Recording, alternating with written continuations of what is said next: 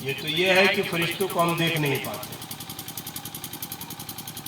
اللہ کے نبی صلی اللہ علیہ وسلم شب معراج میں جب اپنے رب کی بارگاہ میں اپنے رب سے ملاقات کے لیے تشریف لے جا رہے تھے تو حضور بیت المقدس سے آسمان کی طرف چلے، پہلا آسمان، دوسرا آسمان، تیسرا آسمان، چوتھے آسمان پہ پہنچ گئے۔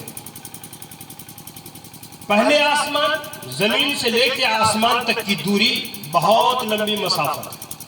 حضور فرماتے ہیں کہ اگر کوئی انسان جانا چاہے پہلے آسمان تک تو 500 سال لگے گا آسمان تک پہنچنے میں۔ 500 سال زمین سے آسمان۔ اچھا، یہ آسمان تک آپ پہنچ گئے، یہ زمین ہے، یہ خالی جگہ، یہ آسمان۔ اب یہ آسمان کی موٹائی کتنی ہے؟ ایسا نہیں جو بادل ہم کو نظر آتا ہے آسمان تو ایسے شامیانے کی طرف پتلا ہے، نہیں، آسمان کی موٹائی بھی اتنی ہے، اس کی موٹائی آسمان کی، جو پہلے زمین سے لے کے آسمان تک جو جگہ خالی ہے، جتنی جگہ خالی نظر آتی ہے اتنا موٹا آسمان ہے۔ حضور فرماتے ہیں آسمان بھی اتنا ہی موٹا ہے جتنا زمین سے لے کے آسمان تک جگہ خالی ہے۔ تو اتنا موٹا وہ گویا کہ آسمان کو اب اس پار سے اس پار آنا چاہیں گے تو پھر 500 سال کا زمانہ لگے گا۔ پھر دوسرے آسمان پہ آگے 500 سال کے بعد 10 سال ہوا، 1000 سال۔ پھر دوسرے آسمان سے پہلے تیسرے آسمان کے بیچ کی جگہ جو خالی ہے اتنی ہی جگہ خالی ہے، 500 سال کا زمانہ، 1500 سال۔ اس کے بعد دوسرے آسمان کی موٹائی بھی 500 سال، 2000، اور دوسرے سے تیسرے آسمان کے بیچ اتنی جگہ، تیسرے آسمان کی موٹائی، تیسرے آسمان سے چوتھے آسمان کی جگہ، چوتھے آسمان کی اتنی موٹائی، تب کہیں جا کر کے چوتھے آسمان پہ پہنچتے۔ گویا کہ 4000 سال آدمی اگر چلے تیز رفتاری کے ساتھ تب چوتھے آسمان پر پہنچے گا، اور میرے نبی پلک جھپکتے ہی چوتھے آسمان پہ پہنچ گئے۔ آقا علیہ الصلوۃ والتسلیم چوتھے آسمان پر گئے تو ہر آسمان پر فرشتوں کی لمبی قطار تھی، اور سب نے حضور کو سلام کیا، درود و سلام پڑھے سارے فرشتے۔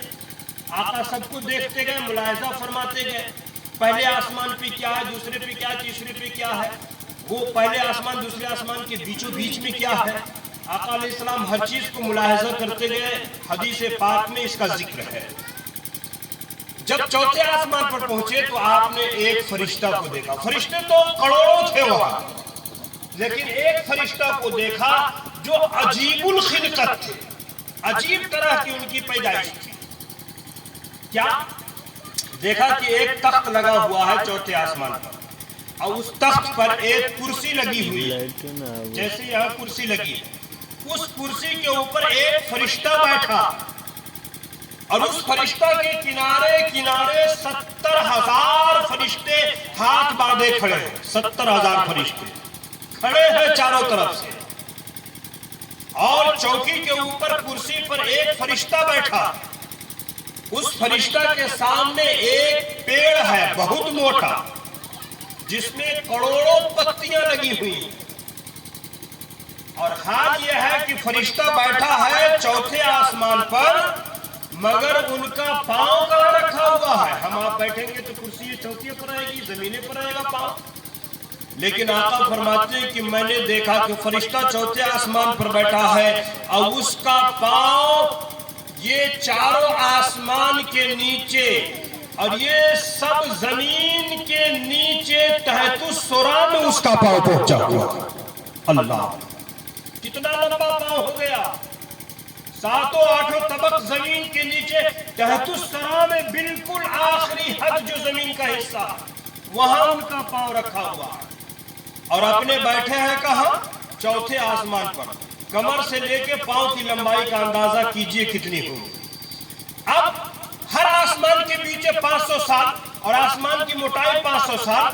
آقا فرماتے کہ چوتھے آسمان سے میں نے دیکھا کہ وہ فرشتے کے کمر سے اوپر کا حال یہ ہے کہ بیٹھا چوتھے آسمان پر اور اس کا سر پہنچا ہوا ہے عرش اعظم کے نیچے سٹا ہوا.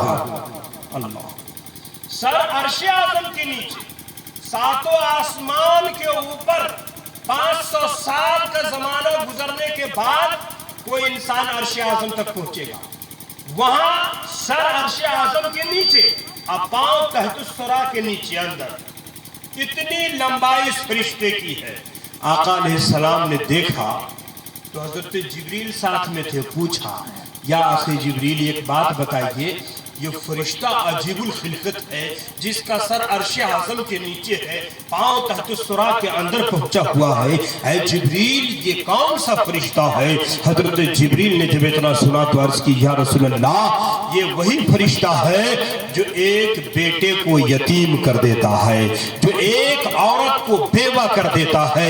یہ وہی ہے جس کے سر سے باپ کا سایہ چھین لیتا ہے. یہ وہی فرشتہ ہے جس کے سر سے انسان کے سر سے ماں کا سایہ چھین لیتا ہے، جسے بے اولاد کبھی کر دیتا ہے. یہ وہی فرشتہ ہے. یا رسول اللہ، اس فرشتے کو ملک الموت کہا جاتا. اللہ، اب آپ اندازہ کیجئے ملک الموت کا. وہ ملک الموت جو روح نکالنے کے لیے ہمارے اور آپ کے گھر پہ آتے ہیں، ان کی لمبائی کا یہ حال ہے. بھائی جب لمبائی کا یہ حال ہوگا تو ان کی بدن کی چوڑائی بھی تو ویسے ہوگی نا، ویسی ہوگی. جسامت کے حساب سے نہ پورا جسم ہوگا. ان کو اگر ہم اور آپ دیکھ لیں تو کیا بچے؟ اندھیری رات، آپ سنسان جگہ پہ چلے جا رہے ہیں، ایسی جگہ جس جگہ آپ کبھی نہیں گئے. سوچئے کبھی نہیں گئے، اندھیری رات ہے، کوئی ساتھ نہیں، راہ دکھانے والا نہیں. اچانک سے کوئی آدمی 50 ہاتھ کا لمبا آپ کے سامنے بڑے بڑے پاؤں لے کے آ جائے اور آپ جنگل و بیابان میں اکیلے ہوں اور راستہ بھی نہ معلوم، اور 50 ہاتھ کا لمبا بڑے بڑے پاؤں کے ساتھ اچانک آپ کے سامنے آ جائے اور آپ اس طرح سے ان کا چہرہ دیکھیے کہ کون ہے، سر سے ٹوپی گر جائے. بچائیے اس وقت ہمارا آپ کا حال کیا ہوگا؟ کیا پسینہ چھوٹے گا کہ نہیں چھوٹے گا؟ اللہ اکبر. دنیا میں جانتے ہیں وہ ہمارا کچھ نہیں بگاڑ سکتا، پھر بھی خوف اور دہشت اتنی ہوگی کہ جسم سے پسینے چھوٹ جائیں گے. یہ 50 ہاتھ کا لمبا انسان ہمارے سامنے آ جائے تو یہ ہمارا حشر ہو جائے گا. یاد رکھیے جس کا سر عرش اعظم کے نیچے، پاؤں تحت الثری کے اندر ہے، ان کی لمبائی یہ ہے، ان کی چوڑائی کتنی ہوگی. وہ ہمارے سامنے روح نکالنے آئیں گے تو ہمارا حال کیا ہوگا. اور صرف ایسے ہی نہیں آتی. حضرت ابراہیم علیہ السلام کی بارگاہ میں یہی فرشتہ پہنچے ملک الموت. تو آپ نے پوچھا کہ بتاؤ جب تم روح نکالتے ہو تو کیسے نکالتے ہو؟ تو کہا کس کی بتاؤ؟ نیک لوگوں کی بتاؤ یا بدبختوں کی بتاؤ؟ کافروں کی بتاؤ، فجاروں کی بتاؤ؟ تو آپ نے فرمایا کہ پہلے ایک کام کرو، برے لوگوں ہی کا دکھا دو، اچھے لوگوں کا دکھا دو. تو کہا آنکھ بند کیجئے. آپ نے آنکھ بند کیا، کہا آنکھ کھولیے. جیسے آنکھ کھولا تو کیا دیکھتے ہیں کہ جیسے ہم اور آپ نارمل انسان ہیں ویسی ایک انسان کی شکل میں ہے، بہت خوبصورت چہرہ، اور پورے جسم سے خوشبو پھوٹی پڑ رہی ہے. آپ خوش ہوئے. فرمایا اب ان لوگوں کا دکھاؤ، بدبختوں کا، برے لوگوں کا، فجاروں کا، کافروں کا، کفاروں کا. تو کہا آنکھ بند کیجئے. آنکھ بند کی. کہا کھولیے. جب آنکھ کھولے تو آپ دیکھ کر کے برداشت نہ کر سکے، بلکہ آنکھیں چدھیا گئی اور آپ زمین پہ تشریف لے آئے. اللہ اکبر. آپ جب پھر آئے بیٹھے تو آپ نے پوچھا یہ تمہاری کیا حالت ہے؟ کیا دیکھا؟ اللہ کے پیغمبر نے یہ دیکھا کہ جو ہمارے سامنے بیٹھا ہے بہت لمبا ٹانگا ہے، اس کے سر کے بال اتنے لمبے لسٹ رہا ہے، ان کے ہاتھ کے ناخن کئی میٹر کے لمبے ہیں، اور ان کی آنکھ سے شعلہ نکل رہا ہے، اور ان کے سر سے دھواں نکل رہا ہے، اتنا لمبا چوڑا، اور منہ کھلا ہے جس کے دانت بڑے بڑے ہیں۔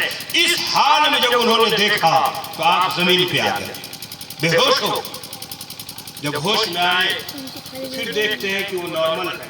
آپ نے فرمایا کہ ملک الموت، تم جس حال میں آئے ہو نا ابھی، یہ حال میں اگر تم کسی بندے کے پاس چلے جاؤ تو موت سے پہلے اس کو موت آ جائے گی۔ اللہ، وہ عرض کرتے ہیں ہاں حضور، میں اسی حال میں بدبختوں کے پاس جاتا ہوں۔ میرے دوستو، جب وہ آتے ہیں ہمارے آپ کے پاس معاشرے میں روح نکالنے کے لیے، حضور صلی اللہ علیہ وسلم نے فرمایا اے جبریل، کیا میں ان سے بات کر لوں؟ عرض کی حضور، سب کچھ آپ کے لیے اللہ نے پیدا کیا ہے، ضرور بات کیجیے۔ حضور گئے، حضور نے سلام کیا، اس فرشتے نے جواب دیا۔ حضور نے فرمایا میں تم سے کچھ پوچھنا چاہتا ہوں۔ تو کہا حضور آپ پوچھئے، میں جواب دوں گا۔ حضور صلی اللہ علیہ وسلم نے ایک سوال کیا۔ سوال کیا تھا؟ سوال یہ تھا فرشتہ ایک بات بتاؤ کہ ابھی ایک انسان کی موت یہاں ہوتی ہے، اچانک سے دوسرے ملک میں ہوتی ہے، اسی وقت کہیں تیسری جگہ ہوتی ہے، اسی وقت کہیں چوتھی جگہ ہوتی ہے۔ ایک بات بتاؤ کہ تمہیں کیسے معلوم ہوتا ہے کہ آج فلاں ٹائم میں فلاں کی روح نکالنی ہے، آج فلاں ٹائم میں فلاں کے گھر جانا، فلاں ملک میں جانا؟ یہ آپ کو پتا کیسے چلتا ہے کس کی موت آنی ہے، کون زندہ رہے گا، کون مرے گا؟ یہ اس کا پتہ آپ کو کیسے چلتا ہے؟ حضرت ملک الموت نے عرض کی حضور یہ میرے سامنے جو پیڑ لگا ہوا ہے نا، کہا اسے آپ دیکھ رہے ہیں؟ آقا نے فرمایا کہا اس پیڑ پر اللہ تعالیٰ نے ڈالی پیدا کی اور ڈالیوں میں پتیوں کو پیدا کر دیا۔ تو دنیا میں جتنے جاندار ہیں، جتنے انسان ہیں، جتنے جنات ہیں، ہر ایک آدمی کے حساب سے اللہ نے اس پیڑ پہ پتی کو پیدا فرما دیا، اور ہر پتی پر ہر انسان کے نام کے ساتھ اس کے باپ کا نام لکھا ہوا، ہر پتی پر۔ چوتھے آسمان پر جو پیڑ لگا ہے اس پیڑ میں جتنی پتی ہے تو ایک پتی پر ایک آدمی کا نام، اس کے باپ کے نام کے ساتھ اس کے گھر کا پتہ، ہر کچھ لکھا ہوا۔ آقا کی بارگاہ میں عرض کرتے ہیں یا رسول اللہ، جب کوئی انسان آخری وقت میں آتا کہ بالکل اب اس کی موت واقع ہو جانے والی ہے، تو جیسے وہ گھر پہ بیمار پڑتا ہے، اچانک سے اس پیڑ کی پتی پیلی پڑ جاتی ہے، پتا پیلا ہو جاتا ہے۔ اور آپ جانتے ہیں نا کہ ہمارے درختوں کے پتے جب پیلے پڑ جاتے ہیں تو ہم میں ہر آدمی جانتا ہے کہ وہ پتا پیڑ پہ کبھی نہیں ٹکے گا، کہ ٹک جائے گا نہیں، پیلا ہونے کے بعد پتا زمین پہ گر جاتا ہے، چھوٹ جاتا ہے، اس کا رشتہ جو ہے ٹوٹ جاتا ہے پیڑ سے۔ کہا یا رسول اللہ جب کسی کی موت کا وقت قریب آتا ہے تو پیڑ کی پتی پیلی پڑ جاتی ہے، اور جیسی پتا پیلا پڑا تو میں سمجھ لیتا ہوں کہ اس بندے کا دانا پانی اب ختم ہو چکا ہے۔ جب وہی پتا ٹوٹ کر کے میرے پاؤں کے پاس گرتا ہے تو میں سمجھ لیتا ہوں کہ یہ پتا کا رشتہ اپنے پیڑ سے ٹوٹ گیا، تو اس پتے پر جس کا بھی نام لکھا ہے اس کا رشتہ اپنی زندگی سے ٹوٹ گیا، اب اس کا وقت ختم ہو چکا۔ میں پتے کو اٹھاتا ہوں اور اٹھانے کے بعد پڑھتا ہوں فلاں بن فلاں، فلاں کا بیٹا فلاں، فوراً ایک سیکنڈ سے بھی کم وقت لگتا ہے اور فوراً ہم یہاں سے کھڑے ہوتے ہیں اور ایک ہی قدم میں ہم اس کے گھر پہ پہنچ جاتے ہیں۔ اللہ، ایک ہی سیکنڈ، اس سے بھی کم، چوتھے آسمان سے میں فوراً اس کے گھر پہنچتا ہوں، اور جیسے اس کے گھر پہنچا میں اپنے ساتھ 40,000 فرشتوں کو لے کے آتا ہوں۔ دوسری روایت میں ہے کہ 70,000 فرشتوں کی بارات لے کے اس کے گھر آتا ہوں۔ اب آئیے، یہ تو معاملہ وہ فرشتے کا کہ موت کے وقت وہ گھر پہ آتے ہیں، لیکن گھر پہ کیا ہو رہا ہے یہ دیکھیے. انسان بیمار ہے, بستر مرگ پر لیٹا ہوا ہے, ہاتھ پاؤں کام کرنا چھوڑ رہا ہے, جسم کالے پڑتے چلے جا رہے ہیں, ناخن کالے پڑتے چلے جا رہے ہیں, کبھی جسم پیلا پن پڑ رہا ہے, دل کی دھڑکن تیز ہو رہی ہے, سانسیں اکھڑ رہی ہیں, کبھی گڑگڑاہٹ کی آواز آ رہی ہے. ایسے عالم میں میرے دوستو ایک فرشتہ آسمان سے اترتا ہے. اب وہ فرشتہ, اس کے بعد 3 فرشتے یعنی 4 فرشتے آسمان سے اترتے. پہلا فرشتہ آیا اور آنے کے بعد کہتا ہے ان اللہ یقرؤک السلام, اللہ تعالیٰ تجھے سلام فرماتا ہے. ماشاءاللہ سلام کہتا ہے. وہ بندہ بستر مرگ پر لیٹا ہوا ہے, حالت ایسی ہے کہ آخری حالت, پڑوس والوں کو پتہ چل گیا کہ فلاں انسان بستر پہ انتظار کر رہا ہے, موت کی گھڑیاں گن رہا ہے. اب اسے اٹھا بیٹھا نہیں جاتا, کروٹ نہیں لیا جاتا. اب ہم اور آپ پڑوس والے ہیں, گھر کے قریب پہنچے, جانے کے بعد سلام کیا, اور سلام کرنے کے بعد پوچھتے ہیں میرے بھائی آپ مجھے پہچانتے ہیں یا نہیں پہچانتے ہیں. میرے دوستو معاملہ یہ ہے کہ وہ انسان پہچاننے سے انکار کر رہا ہے. کبھی دیکھتے ہیں, کبھی سر ادھر گھماتا ہے, کبھی سر ادھر گھماتا ہے.